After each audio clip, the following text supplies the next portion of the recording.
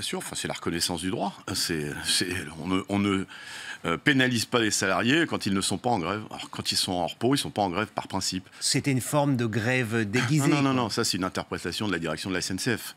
Il y a des jours de grève, il y a des jours de grève, et il y a des jours qui ne sont pas de grève. Et quand on n'est pas en grève, on doit être payé normalement. On n'a pas de salaire quand on est en grève, et bien quand on n'est pas en grève, on est payé.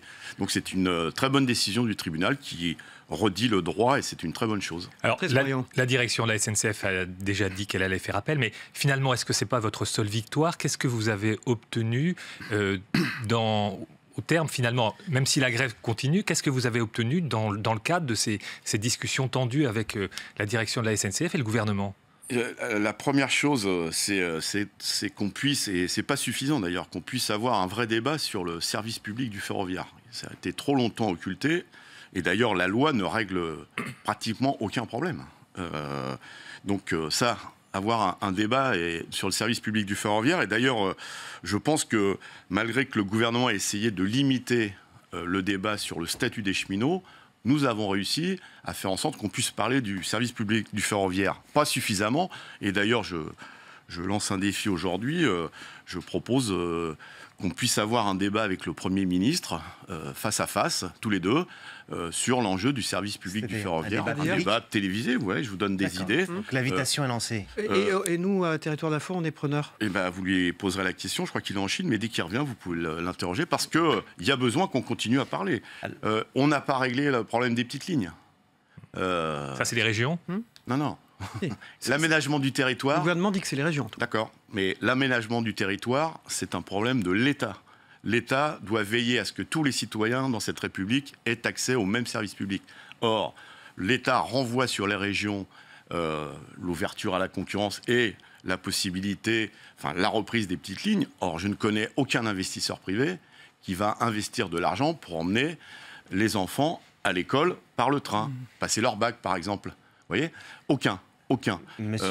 Donc ça nous a permis d'avoir ce débat-là. Le fret. Vous voyez, on peut... C'est bien que M. Hulot propose que l'écologie soit dans l'article 1er de la Constitution. Mais le fret marchandises continue à diminuer. Vous voyez, un train de marchandises, c'est 55 camions en moins sur la route. Donc, on peut mettre l'écologie dans l'article 1er de la Constitution si on multiplie le nombre de camions sur les routes. Ça n'est pas réglé. Mais la loi est votée, ça y est, la loi est votée. Maintenant, la discussion, c'est sur la convention collective. La loi est votée. Qu'est-ce que vous en attendez ? Ce que je veux vous dire, c'est que la loi est votée, mais les problèmes demeurent. Et les usagers de la SNCF, demain, avec la suppression des petites lignes, qui est inévitable dans le cadre de cette loi, puisque les régions n'ont pas d'argent, et les investisseurs privés n'investiront pas dans les lignes qu'ils ne considèrent pas rentables. Donc le problème reste posé. Je vous parle du fret. Là aussi, est-ce qu'on a une démarche environnementale ou c'est juste de l'affichage et on continue à mettre des camions sur les routes? Et vous savez bien que les routes sont financées entièrement par l'État et les collectivités, que les camions, ça dégrade beaucoup les routes. On parle beaucoup de ne plus mettre d'argent dans la SNCF, mais on continue à aider financièrement les transporteurs routiers pour que les camions continuent à être sur les routes. On peut limiter la vitesse à 80 km/h, vous voyez, mais la densité des camions sur les routes, ça pose aussi des problèmes. Donc vous voyez, le débat n'est pas réglé. Alors ce qu'on a obtenu, c'est, parce que ça, c'était pas prévu, c'est que l'État reprenne une partie de sa dette, parce qu'il y a besoin, encore aujourd'hui, de financer la modernisation du réseau ferré français. Vous n'avez pas répondu sur la convention collective, c'est le débat actuellement, puisque la loi est votée. J'essaie de répondre à... Et c'est une question très importante, le service public du ferroviaire. Et il y a beaucoup de questions. Alors la convention collective, c'est aussi un problème qui n'est pas réglé, où l'État dit « ça ne me regarde plus ». Je propose aux futurs cheminots de ne plus avoir le statut, et on leur dit, mais qu'est-ce qu'ils vont avoir ? Pour l'instant, ils n'ont rien. Parce qu'il n'y a pas, ou en tout cas très peu de choses dans la convention collective du ferroviaire. Et l'État a une responsabilité. On ne peut pas dire, moi j'ai réglé une partie des choses et débrouillez-vous. Or, la dernière fois, la première réunion qui a eu tripartite, la ministre est venue 5 minutes, elle a dit, au revoir messieurs, c'est à vous de vous débrouiller avec la convention collective. Vous voyez ? Donc les futurs cheminots, ont le choix entre le statut des cheminots ou rien. Mais là, vous défendez, vous êtes un avocat du service public ferroviaire. Mais de tous les services publics, d'ailleurs, en général. Aujourd'hui, Hervé Morin vous appelle à prendre vos responsabilités avec les départs en vacances. Est-ce qu'il n'est pas temps d'arrêter cette grève? Est-ce qu'il n'y a pas d'autres moyens?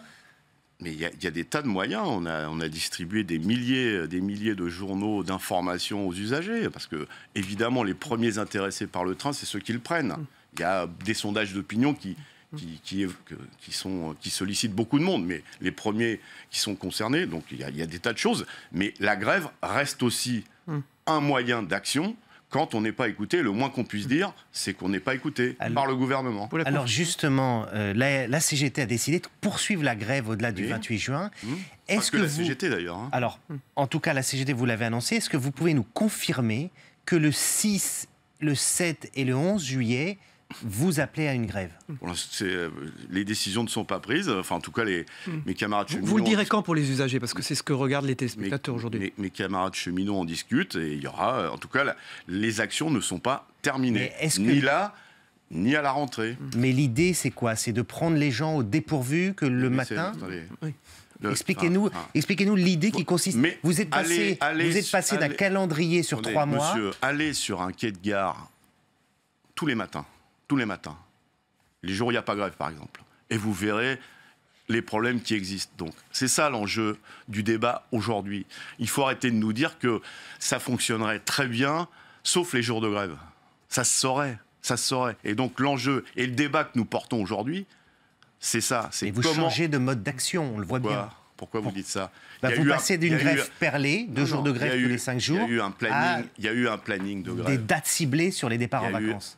Il y a eu un planning de grève d'annoncer ces 3 derniers mois qui s'achève le 28 juin ou le 29. Vous voulez un impact maximum, en fait. Et il y aura des nouvelles formes d'action, c'est ce qui a été annoncé. C'est Philippe Martinez.